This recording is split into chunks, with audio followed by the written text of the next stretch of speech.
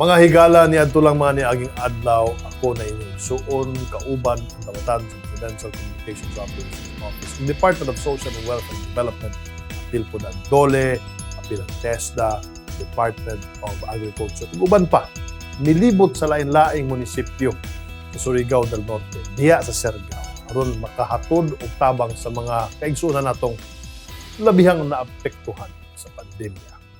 Ato kining tanawon.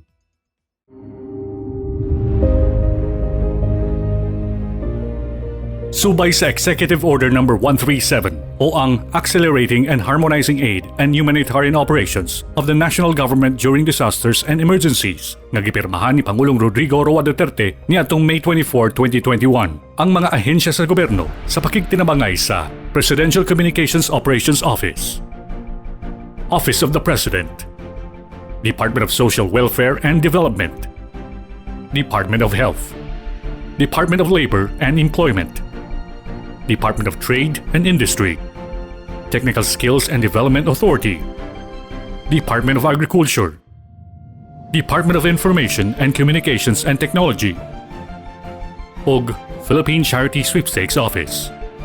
Kilungsad ang programang Aid and Humanitarian Operations Nationwide o AHON sa probinsya sa Siargao del Norte.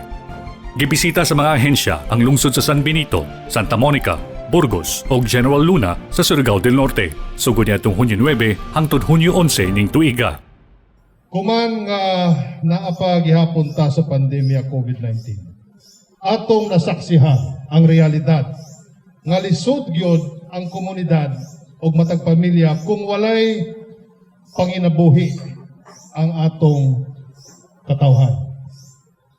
Inin mga hinabang dere karon nga ipanghatag sa idyo ang magpamatuod nga ang idyo national government, ang administrasyon ni Presidente Digong Duterte padadyon sa paghatod sa serbisyo publiko nga tinud-anay nga malasakit sa katawhan.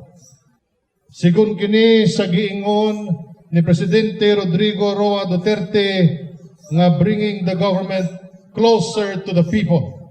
Ipangunahan sa Department of Social Welfare and Development ang pagpanghatag og livelihood grants ilawom sa programang Livelihood Assistance Grant ug Assistance to Individuals in Crisis Situation nga balor sa 1.5 million pesos ngadto sa 109 ka benepisyaryo gikan sa San Benito, 1.5 million pesos sa 148 ka benepisyaryo sa Santa Monica, 2.25 million pesos ngadto sa 169 ka benepisyaryo gikan sa General Luna.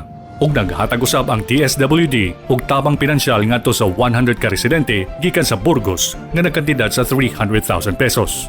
Gawas niini ang dawatan sa Presidential Communications Operations Office nang hatag usab sa protective equipment, laging handa information, education and communication materials sa kagamhanang lokal sa San Benito, Santa Monica, Burgos ug General Luna aron makatabang sa barangay health emergency responders din lakip ang mga frontliners. Nanawagan usab si Secretary Andanar sa lokal na kagamhanan na suportahan ang programa sa gobyerno para mas mapadali ang paghatod sa mga serbisyo ngadto sa katawan.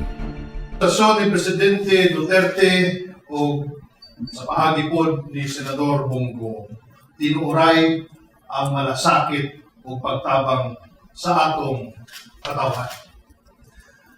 Ang ako lang hangyo ang inyong hugot na suporta na mas mapaabot pa nato ang mga basic social services sa publiko. Kay kinsa pa may magtinabangay kundili kitara, mga Siargao nun, kitara, mga Bisaya. Bisaya Gyud! Bisaya Gyud! Bisaya Gyud!